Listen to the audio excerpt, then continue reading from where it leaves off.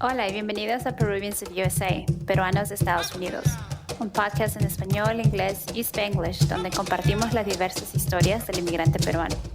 Mi nombre es Nathalie Sofía y soy una chica peruana que vive en los Estados Unidos por más de 20 años. Welcome to Peruvians of USA, the podcast in Spanish, English, and Spanglish where we share the diversity of the Peruvian immigrant experience. My name is Nathalie Sofia, a fellow Peruvian living in the US for more than 20 years. So let's get started. This is Nathalie, and welcome back to another episode of Peruvians of USA. As we release this episode, we are also celebrating Juneteenth this week, a day that commemorates the end of slavery in the United States and honors Black freedom, resilience, and joy. It's a time to reflect not only on history, but on the work that still lies ahead for racial justice and equity, not only in the United States, but in Peru and everywhere.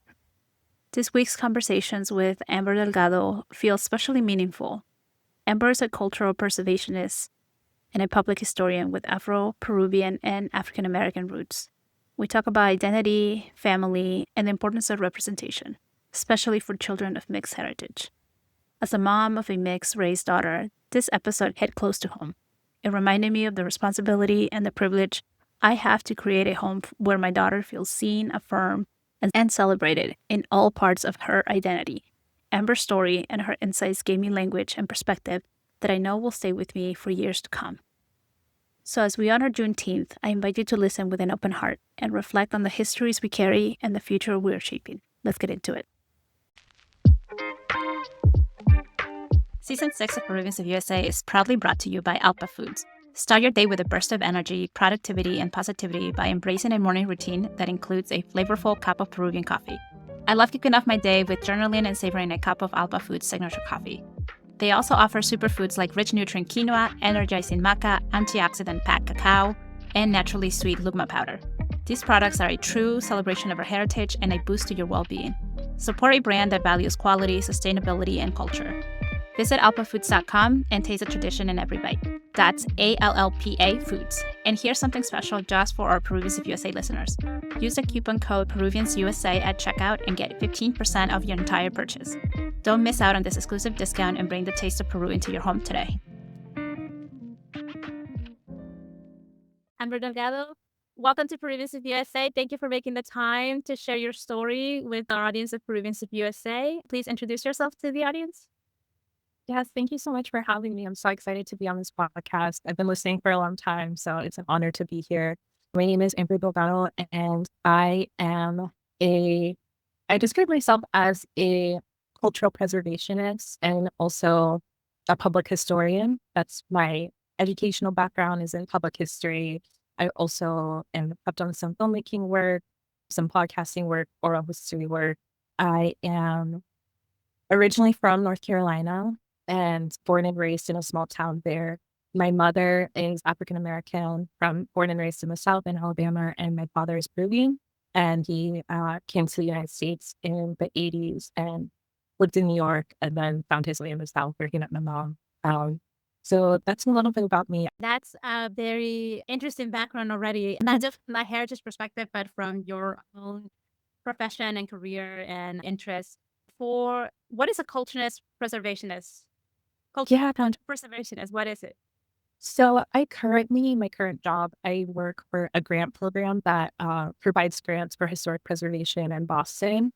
And my job kind of involves me checking in on those completed project sites and making sure that they're being maintained for the duration of the grant agreement. And our grant agreements last for 15 years.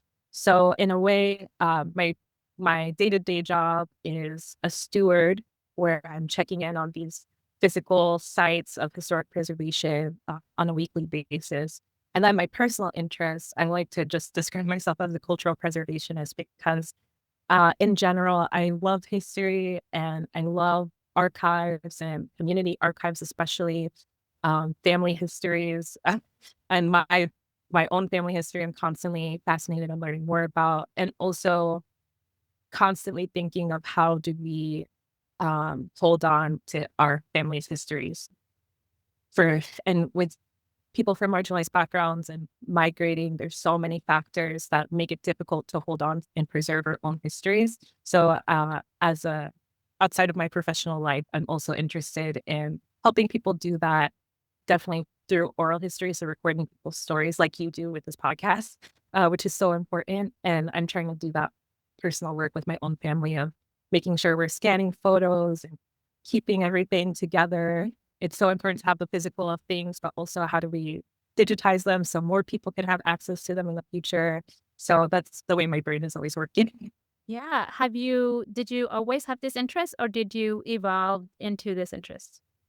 That's a great question. My mom and my grandmother on my mom's side, who unfortunately passed 11 years ago, my late grandmother, they always described me as an old soul. So I've always loved old music, like soul, 60s music, even old Peruvian music, um, like Pasteles Verdes. So I just always loved, been fascinated with older things. And I think that that involved through my education. I took some art history courses when I was in undergrad, and that really got the bug going for history with me. And then it evolved into thinking about, um, again, this, especially people from marginalized backgrounds and how we're not often represented in archives, or our stories aren't told through archives. Institutions haven't deemed our histories worthy of keeping and preserving. And now there's thankfully a huge movement to kind of go back and pull our stories in and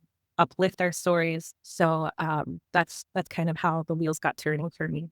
Yeah. And as you were sharing your passion for preserving history and stories of marginalized communities, it just resonated so much with me because that is also the point of this podcast. Because for many of us, we are first generation or even second immigrant. And so our stories are still pretty alive and we remember them. And so there was this, as I was talking to you earlier, I have a little one. And for me, it's like, let me record this now. So she has a repository of Peruvians here doing a variety of things in the US. And she has interviews of me and her dad, right? Like I've done some solo episodes and some episodes with my husband. And so it's just so important. Thank you for the work you're doing. I think it's important to anybody out there who is thinking, oh, should I share my story? Yes, you should share your story. Absolutely. Yeah. Yeah.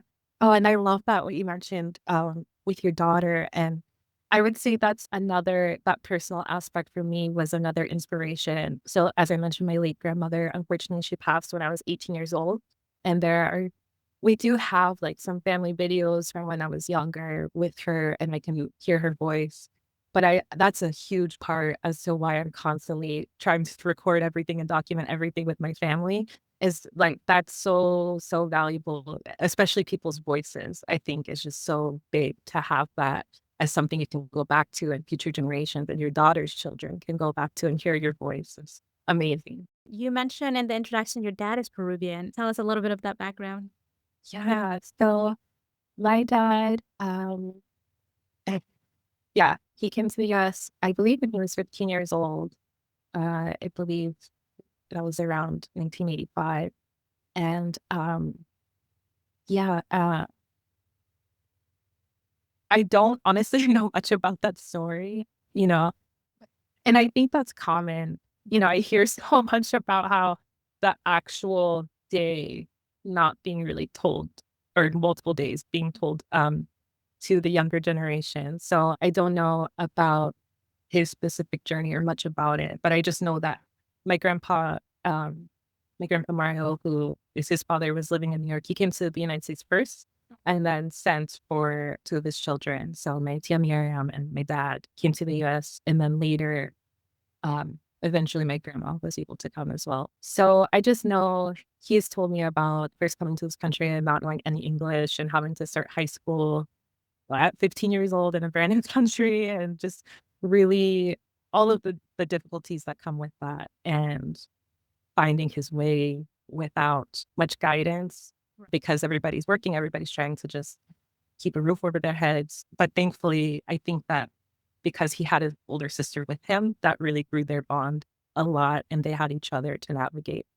a whole new country together. So, and then eventually my dad shared with me, he joined the military because there's just no way he could afford college. And I think he was working part-time at a restaurant, like doing dishes in New York. And he was just like, you know, that was my main option available, is either I could continue working and really not making much, or I could join the military. So that's what he did. And he joined the military right out of high school and did basic training. And then I believe right out of basic training, he was first stationed to North Carolina, where my mom was living. And they've told the story multiple times. I think my dad went to the mall and my mom was working at a jewelry store in the mall. And he saw her and asked her for her number, and she just like blew him off. But then he like kept coming back to the mall. and and eventually, I think because the town that they were living in was very small, they like saw each other out at a club dancing one day, and then they finally exchanged numbers and hit it off. So it was meant to be. That's funny. Funny. One of the characteristics of Peruvian man is they sweet talk you really well. Stop music and then 14 hours. Absolutely. That's it. Yeah. So you growing up, you were half Peruvian and half African American in North Carolina. Yeah. What is that like as a kid? Like how did you? I guess at what age? And a lot of the questions I'll be asking is more for selfish reasons, as I said. I have a little one. Yeah. But at what age did you start noticing or like asking yourself, like, oh, like I'm two things, or people around me are not two things? Yeah.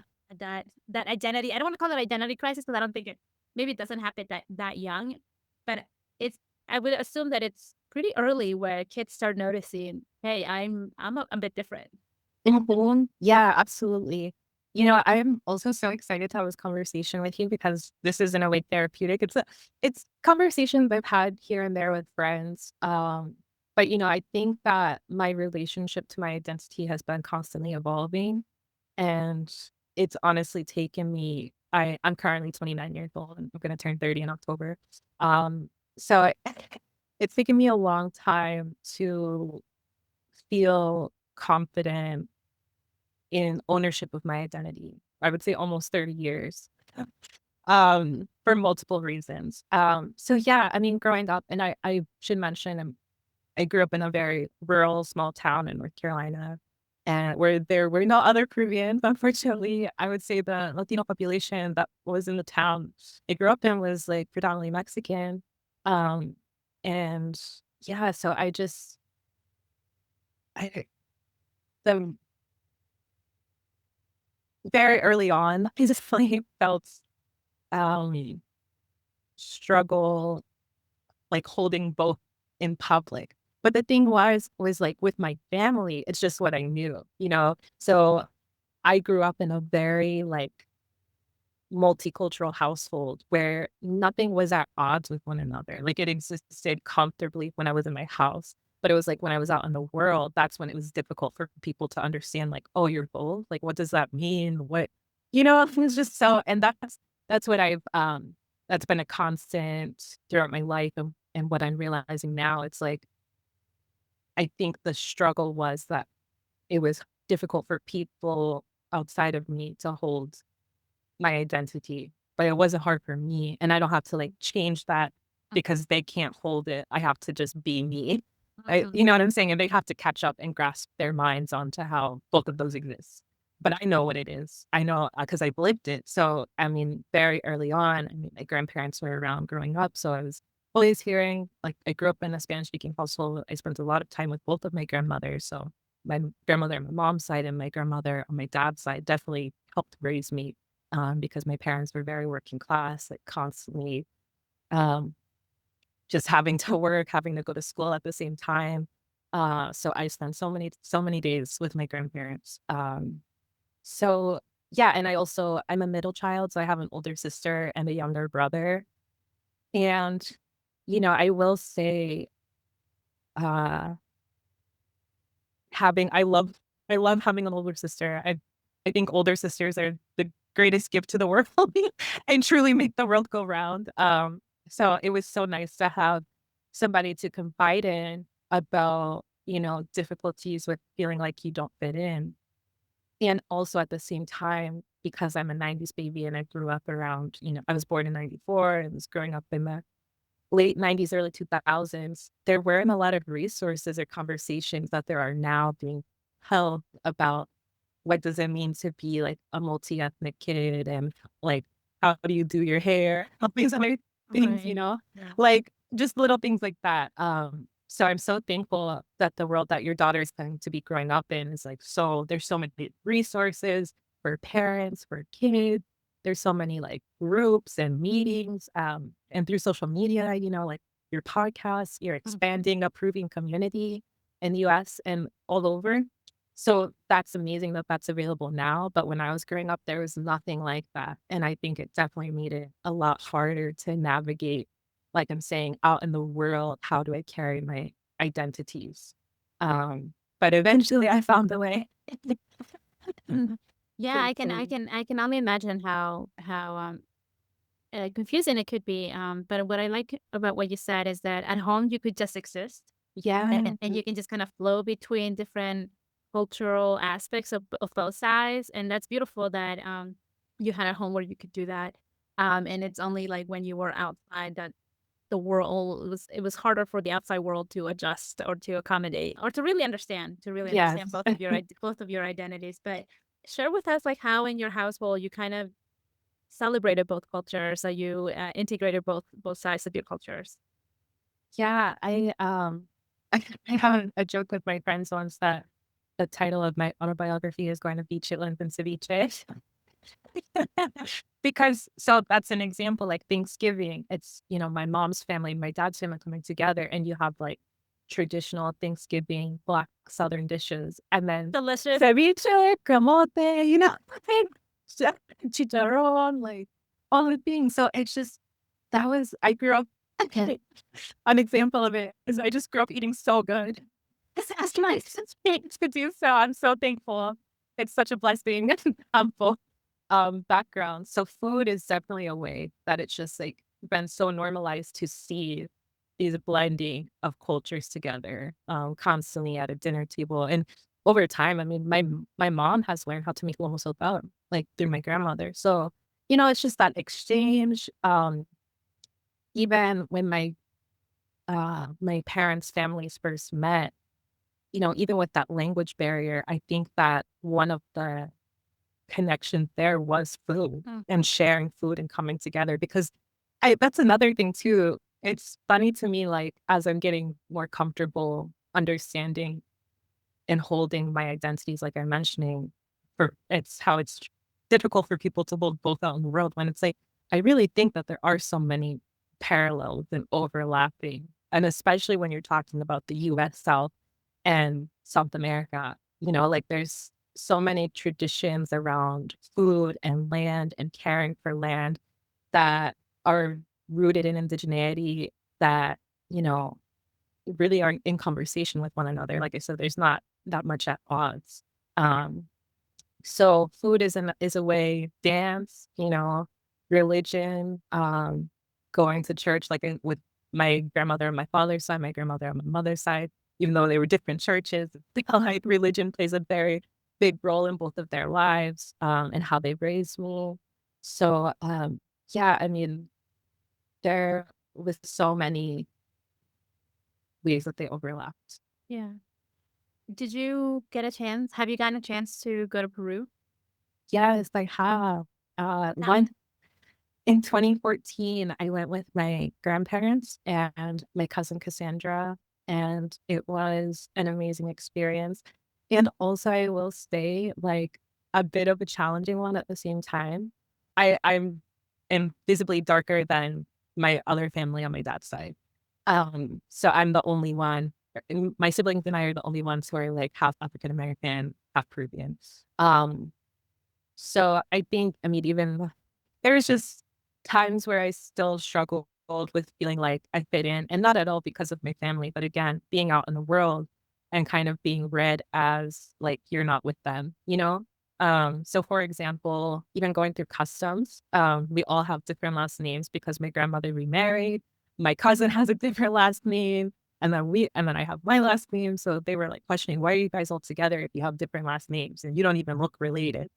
So they were in fun us where it's just like, okay, this is what I'm entering and getting into. And then I would say the areas that we stayed, unfortunately, due to, class in Peru, there weren't a lot of like Afro-Latinos in Afro-Peruvians in the areas that we were staying, unfortunately. So I did feel like some places we were at, I feel like I got stared at. And again, I would be with my family there and my family that I traveled with and kind of be the visibly the darkest person, you know, I feel like people in public would look like, what is she doing with them? So there was a moment, well, and again, that was 2014, so it's 10 years ago was when I first went, and I really want to go back soon. I'm hoping to go next year again. So it wasn't entirely bad. I definitely had an amazing time and got to meet some of my family for the first time over there, which was amazing. But there were times where I felt like, oh, I still don't feel entirely like I said I am. And I was expecting that it was going to be like this great magical moment where I was just going to be like, wow, this is I'm in the motherland, like, but it was still a little challenging, and that's okay, because there's, I, I don't know, I just feel like that's a part of being a part of the diaspora is that it's always going to be like not uneasiness, but something to negotiate. But our ancestors have constantly created home and created those spaces of feeling comfortable in outside of all the external things that are happening around them. So I just center on that.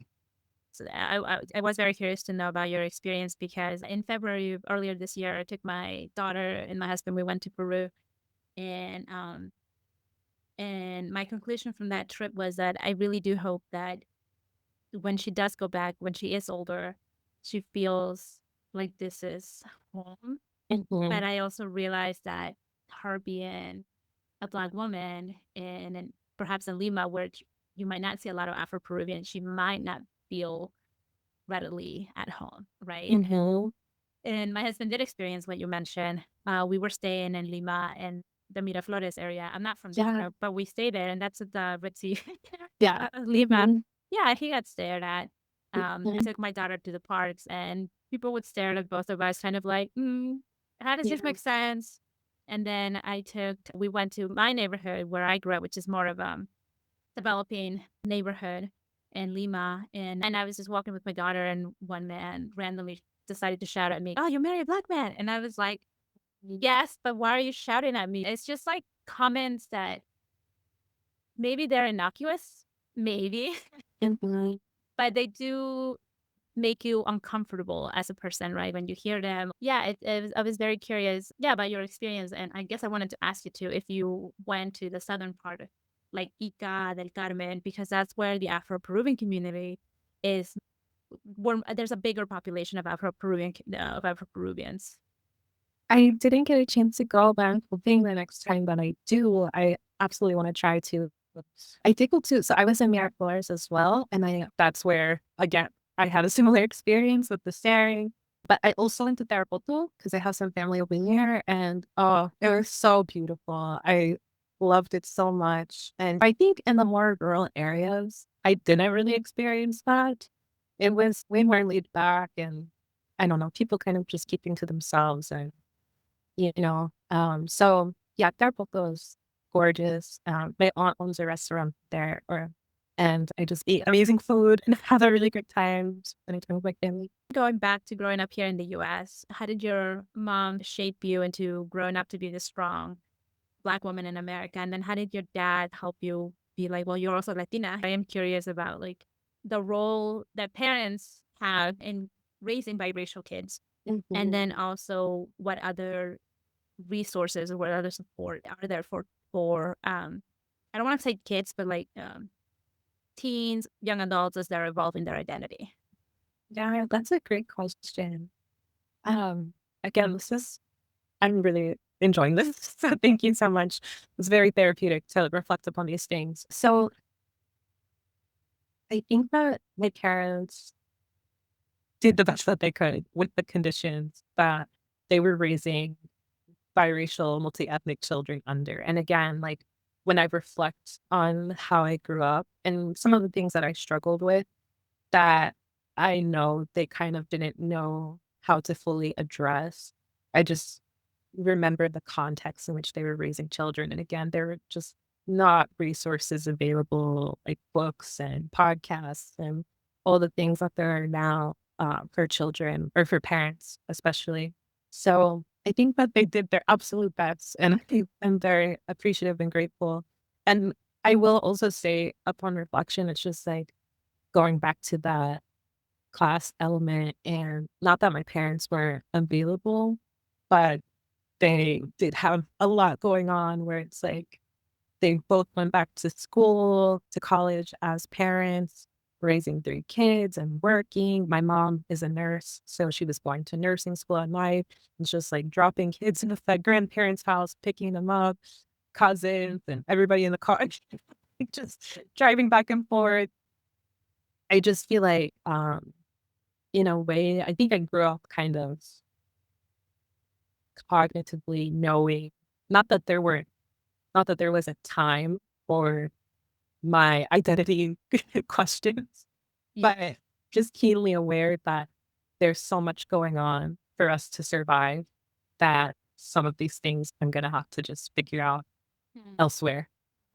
Another thing too I wanna speak on is how much media consumption and representation has changed, and then how that played a role when I was growing up in my perception of myself. For example, in middle school and high school, I was like obsessed with straightening my hair all the time because I thought at that time what was happening, what was being presented in the media, like curly afros were bad. And I shouldn't wanna wear my hair like that. Like, I would honestly be embarrassed if was wearing my hair, like, straight out of the shower, like, natural state curly. So I would spend a lot of time and energy making sure my hair was straightened before school. Um, and I remember one day because the funny thing about this is, straightening your hair every day when you're growing up in rural North Carolina, which is very humid, as That's the level of Done. commitment. No, you could use all the hairspray in the world, like, it's not gonna it's what I learned That's really through funny. trial and error. So I remember one time coming home, like, being upset, and I wasn't, like, crying or anything, but I was just upset, and I was talking to my mom, and I'm so I straightened my hair before school, and then by the end of the day, it just gets poofy again. And she was just like, "Just leave your hair alone." I don't wanna sound like my mom was flippant about that or anything, but it was just by the preteen, teenager phase, it was some things that I had to figure out on my own, and then have conversations with people about. Because that's the thing, they were amazing examples of both of their cultures, and like I said, very much integrated that into my upbringing and my home life. But then there are some things internally that you have to figure out how to be comfortable with who you are. And that was something that nobody can give you. You have to do that with time and patience, and thankfully, like I said, it took me a while, but I had to tune out the voices of, like I was mentioning earlier, people not being able to hold both of my identities and feel confident in how I am a representation of both of them, and be that representation that I lacked or didn't have. And then I think as well, like you mentioned, so it was definitely my parents, my grandparents always affirming me, saying very encouraging things about my appearance and who I am. But it was also, or I would say around college, that's when I was like, oh, I can seek, like I was mentioning earlier, those histories of my cultures that I didn't see represented, that I desperately need examples of right now. And doing that kind of research myself and learning about people like Victoria Santa Cruz, Mm. learning about Nina Simone, like, people of the diaspora, and specifically like in the 60s and 70s, and how there were movements across the globe that were focusing on uplifting Black identities globally. And that really, really helped me feel confident in myself by learning those histories. And that's where, again, all of that interest and fascination and obsession grew. Where I was like, oh, this is so important because somebody documented these incredible people that I can go back to. I need to do the same for future generations. This season of Peruvians of USA is brought to you by Ana Isabel Photography. Are you looking for a photographer who can capture your professional and personal piece of history? Look no further. Ana Isabel specializes in events, headshots, and family portraits, helping you show up as your best self in every shot. With her expert eye and attention to detail, Ana ensures that each photo captures your essence, making the experience seamless and stress-free. Since 2019, Ana has been capturing my family photos, first with my parents and now with my husband and little one. Every session has created memories we'll cherish forever. Whether it's stunning wedding photos or timeless family portraits, Ana has the skill and expertise to bring your vision to life. Don't wait. Visit anaisabelphotography.com today to book your session and start creating memories that last a lifetime. Do you feel closer to one culture over another, one heritage over another? Or has that evolved with time or changed as you were growing up? I'm curious.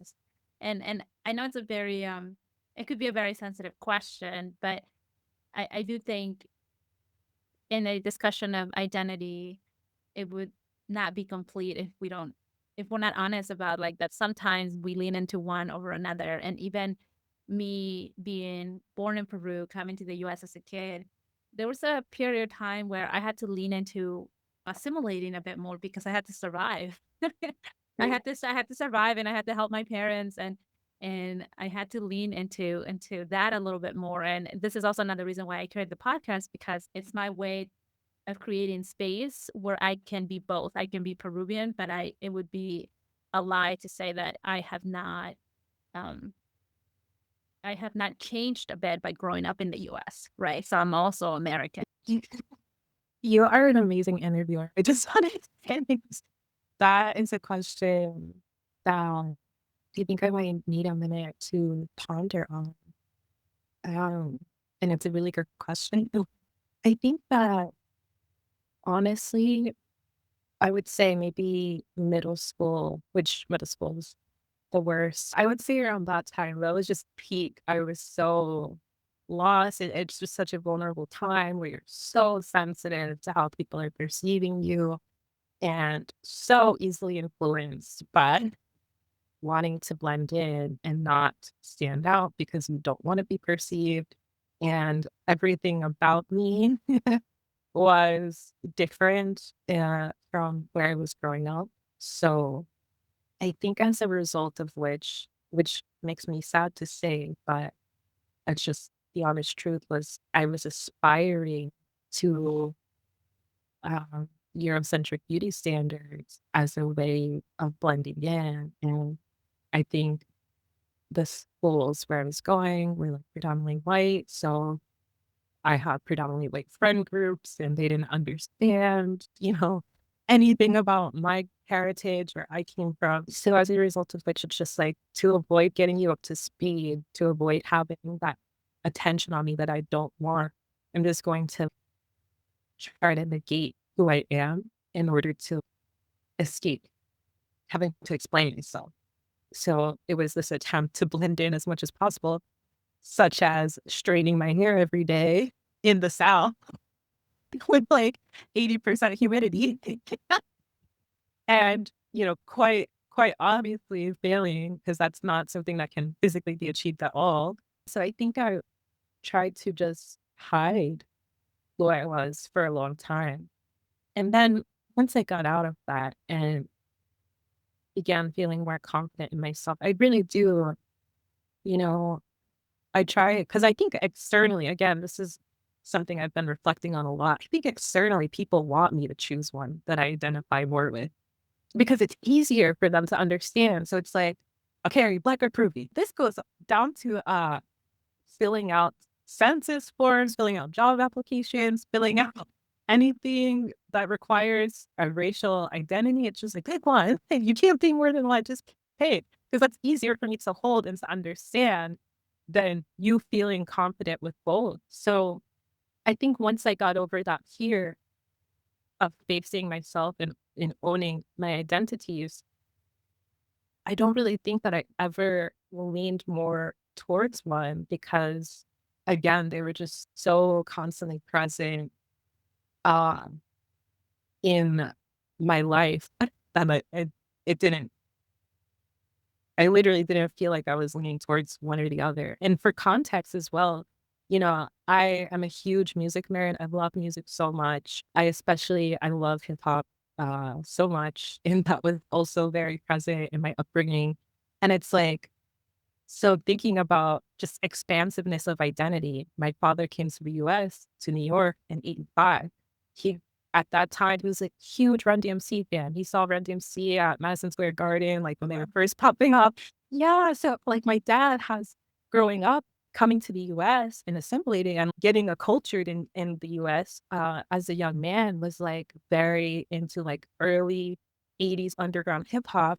And he meets my mom, and my mom, like, it's the 90s, and they're listening to Tupac and Biggie, and so it's just like, again, like, the parallels and the expansiveness, the way that I grew up, it's just like nothing was at odds with one another. These two things can coexist, and the only time where I felt anxiety or pressure to choose one is, like, externally.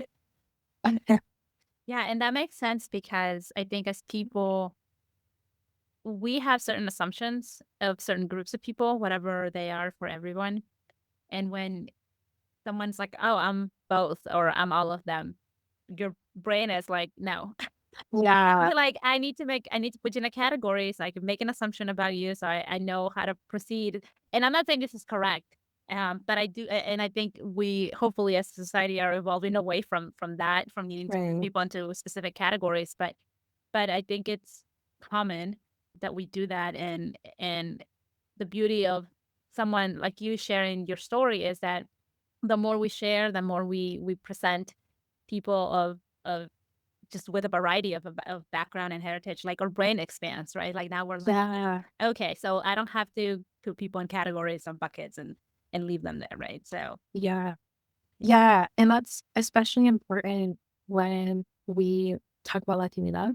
hmm And, I think that's another hurdle that I've had in certain spaces where I think that it's just this tension of like, yes, it's so beautiful to be proud of where you're from and in the history of the place that you're from, and also unfortunately, because of colonialism and Eurocentrism and all of these things, there can also be a way that equates to leaving certain people out or making a monolith of an identity that excludes certain people from an expansive representation of that. And unfortunately, across Latin America, there can be a version of Latinidad that is nationalist and hyper fixating on the only way this country can be represented is if it's presented as X. And anything outside of that isn't that, isn't us. And it's a very important and long conversation that needs to be had. yeah. And as you were sharing that observation, what came to mind for me was Miss Universe. Yeah. And Mhm. how growing up in the 90s, I grew up in the 90s, and early 2000s. I don't watch anymore, so I don't really know who is Miss Universe or who's not. But and the commentators would be like, "Oh, la mujer latina is so beautiful." Yes, but all I'm seeing is like mujer latina of European ancestry. Yeah. I'm not seeing mujer latina of los Incas, los Mayas, los Aztecas. And where are those mujeres latinas? That was frustrating to me, but that's not something that I could verbalize at that time because again, I was a teenager or a kid and I didn't know any better. But it was frustrating because again, like you're being told this is what a Latina woman looks. I don't look like that. Mhm. So then where does that leave me? Right. So Right. Absolutely. Yeah, yeah, and that's something I definitely struggled with as well, where it's like, I think when I was younger, I was like, well, I'm not seeing a lot of Afro-descendant Latinx people, so like, Mhm. can I say, like, there was a moment when I was younger, it was like, can I say I'm Latina? Like, but but it's like, how can I not? Because I'm eating conchita, just as a small example, like, of course there is more going on, but it's just like, how can people say that I'm not if I know how I grew up and, Right. and how it's aligned with, Right. the culture. And even now, even with like some newer books, like children's books about like Latinx identity, sometimes I still don't see a an array of identities and skin tones and everything included in some of those newer books. So I feel like, yeah, it's just something that's constantly going to have to be worked towards. Yeah, there's still room. There's a lot of room Mhm. to grow still. So a selfish question I have Yeah. is, I think and maybe this is an assumption that I'll say. Um, you being a Black woman in America, I think an advantage that you had was to be raised by one, because she could raise you with understanding what that means in America, right? And my husband and I have an episode where we talk about race. And I definitely have done my homework to try to understand race in America. And I kind of share that in that episode. And I'll tag it on the episode notes. So if somebody wants to listen, they can take a listen to that. But I do wonder, like, how can I, not being a Black woman, how can I raise a strong Black woman in America? And I do my homework, I do my best, I try to get involved. But I think there are certain things that I'm just not going to be able to provide for her. I don't know if you have any observations, any thoughts on that statement, on what I just shared with you. Yeah. I, I think I appreciate you saying, being honest, because it's the truth. There are going to be things that you can't answer, you can never fully understand. And I think that that's a very important observation. I feel like, um, with conversations, especially recently about race in America, there can be, when discussions are held about how to support Black people in the US or globally, you know, I think part of the issue is wanting to know all the answers or attempting to know all the answers. There can be a hyper focus on knowing everything instead of knowing specifically what does the person closest to me in my life need, because it's not about being right about everything.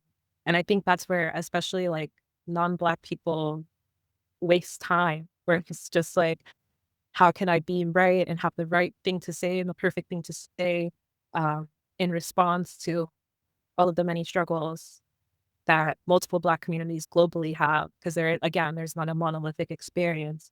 And I think that when we focus on having the right things to say at any given moment, it becomes kind of like a personalized endeavor of being like right and all knowing. And like I said, there has to be space for, there are going to be things that I'm not going to know. And it's not about me knowing everything. It's about how do I show up and ready to meet the moment of the person in my life needing support, and how do I best bring my best self to meet that moment of how they need support. So I just want to first say that's super important, that you're there and that you're not focused on how do I reach this like level of knowing everything that she'll ever need. And instead, there are going to be things that you don't know, which is true, and that's okay. But what's most important is that there's an environment that she feels comfortable coming to you, knowing that she can get support from you on the things that you don't know. Yeah. Yeah, that's a beautiful advice, and I take it, receive it. Thank you. Yeah, definitely. The intention is not to know everything, but like you said, to be able to meet her where she's at. And I think I love how you phrase that, because um, that's that's what I'm supposed to do, right? Like, you need to just, Yeah. so yeah, definitely something that I can ponder on and think a bit more about. Yeah. Yeah. And I also want to say it's so amazing and important that you're doing that work of trying to learn all that you can still. I would say, just as advice, that representation piece, especially in the earlier years of life, very formative. Like, who is she? What representations of beauty is she seeing? Is she being affirmed in her beauty, as she is, and not feeling like she has to change to achieve something that she's not? I think all of those things are very important. And yeah, I know you're going to be doing a great job. I just want to say that. Yeah, and I understand that because like my mom is from Cajamarca, and so what that means for like the Peruvians or non-Peruvians who are listening is people from Cajamarca tend to be fair skinned. They tend sometimes you will find people in rural Cajamarca with green eyes, like really light brown hair. Why? I don't know. Probably some European colonizer. Yeah, so I'm darker skinned than my mom, and I remember growing up feeling frustrated that I didn't look like her, that I didn't have her beauty and what everybody celebrated as her beauty. And to the point that, and I shared this in other episodes where I put powder on my face because I wanted to be her skin tone. And so I do, and I was young as 4 or 5 years old when I did that. And so my daughter does not look like me. And that's why I kind of want to go back to your comment of like the representation of beauty that she's seeing is so important in the early years because like, yeah, she might not look like mommy, but hey, here are other beautiful women who you might look like, who look like you. And so that's such a great advice because that's that advice that you gave like triggered that memory for me and I didn't have like the only representation of beauty that I had was really like my mom and whatever European standards were shown it to be, right? So Yeah. yeah. Oh, wow. Yeah, it's rough. I mean, being a kid and like I said, it's just that innocence. And it's all external. There's a moment in time when you're growing up where you're just so confident and carefree, just living your life, doing your thing, not worried about how curly your hair is or anything like that. But then it's just once you start to get those external influences that are inevitable with life, unfortunately, that comparison starts to grow as people age. But I think there's also a certain point, I think around maybe like mid-20s, where you get back to that understanding and that freedom. Ideally, hopefully it happens sooner. Yeah. Yeah. Um, yeah, I have a toddler now, and so I see it. She's confident, she's loud, she's like playful, she talks to everybody, she waves at everybody. And sometimes when I think about, oh my gosh, like this world, like this world is it's gonna alter that at some point. And if I can only keep everybody away from you, or if I can only control everybody around you, you only get positive messages. And as a mom, I want to do that, but I realize that I can't control everybody. And also, I realize that I can't just keep her in a bubble because she's going to have to go out in the world. But I see how precious kids are when they come into this world and how, like, to your point, how confident and they are. And like, and, and the world just like can beat us down, And so, Yeah. oof, that's a whole other episode. Yeah, definitely. And I don't see this to scare you, but I think there's been a lot of studies done that especially happens to Black children earlier because of like anti-Blackness being global, and no matter where you are, like people will always find a way to express anti-Black sentiments. Like you're saying, you're just at a park with your husband and your child, and some man just shouting at you, you know. So unfortunately, I think it happens earlier for Black children where you get that awareness of, oh, there are going to be spaces that I'm in and people are going to view me as a threat. People are going to view me as I'm unwelcomed automatically based off of the color of my skin.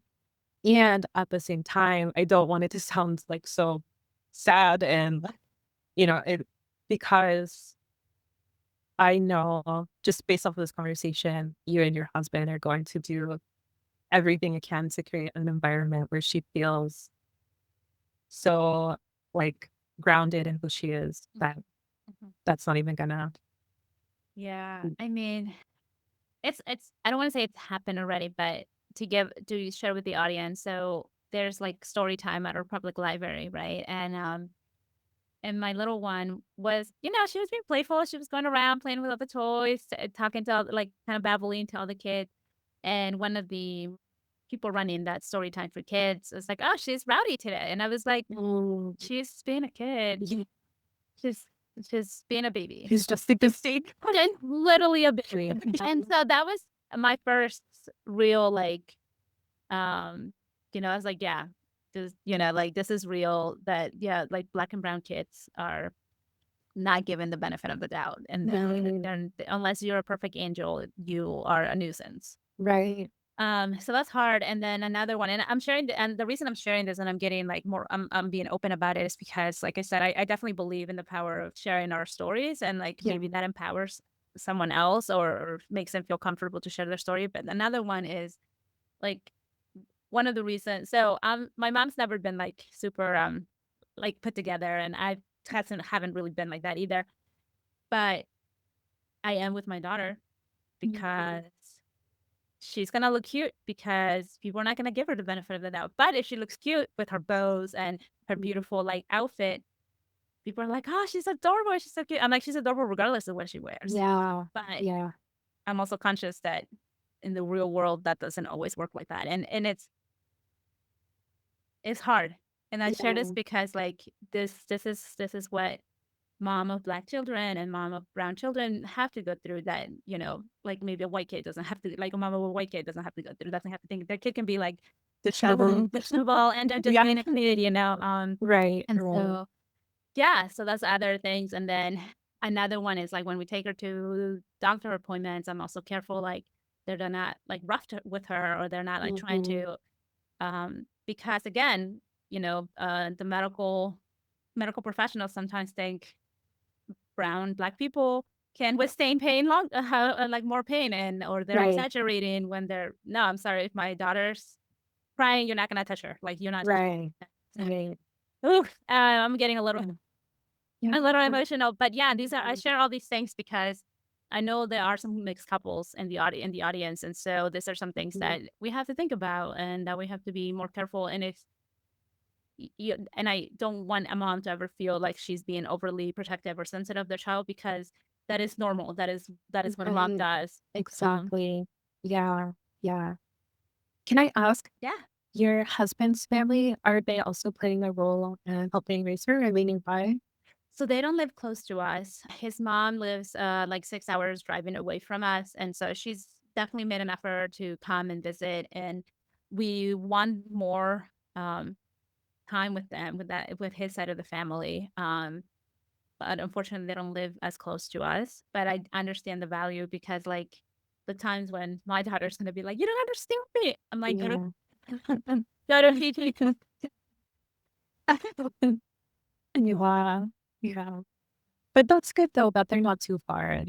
But they're still present. So Yeah. that's really good. And Yeah.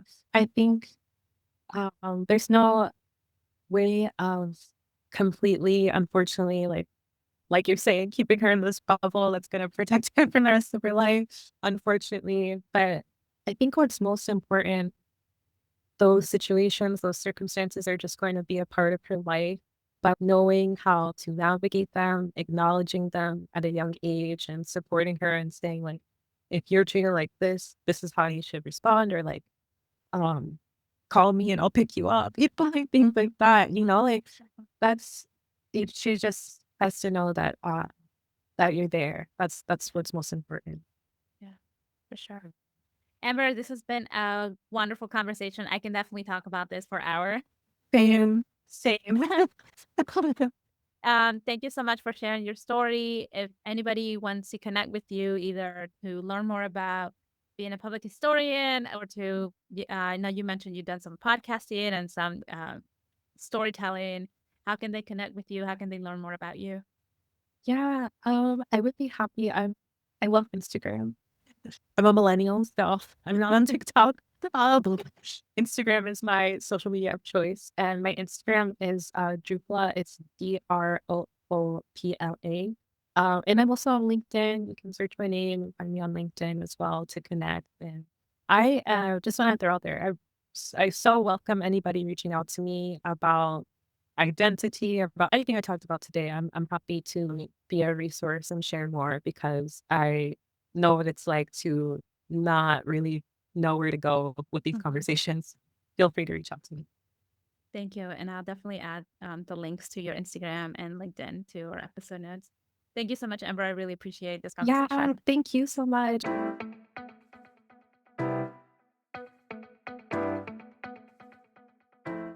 Hey there, if you're a small business owner or entrepreneur looking to reach a proud and growing Peruvian American audience, I'd love to invite you to sponsor an episode of Peruvians of USA. Whether you're just getting started or already established, sponsoring the podcast is a great way to share your story, promote your products, and connect with a community that values culture and connection. We offer simple, culturally inspired sponsorship packages starting at just $50, and every ad includes a shout-out on social media and our newsletter. To learn more and see your options, head to visit peruviansofusa.com/sponsor. That's peruviansofusa.com/sponsor. Thank you for supporting this platform and helping amplify our voices.